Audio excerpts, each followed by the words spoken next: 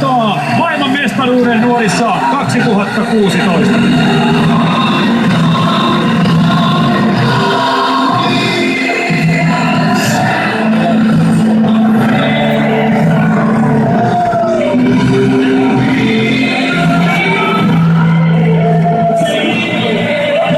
Kauankohan jätkät saa nauttia ja juhlia ja sit tulee taas paluu arkeen suht nopeasti kuitenkin, mutta eiköhän muutama päivä niille anneta juhlaa omista joukkueistaan.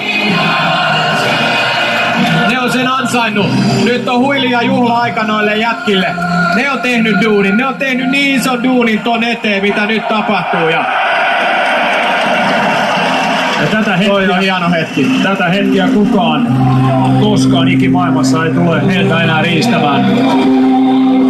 Pokaali kiertää sieltä pelaajalta toiselle ja jokainen saa vuorollaan nauttia tästä hetkestä kotiyleisön edestä maailmanmestareina.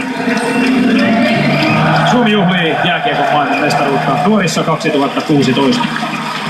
Ladies and gentlemen, people, Suomi, people. We have a new European junior record, 215,655. Mikko Rantanen, kultamitali kaulassa, pokaali nostettu ilmaa. Mitä fiilistä?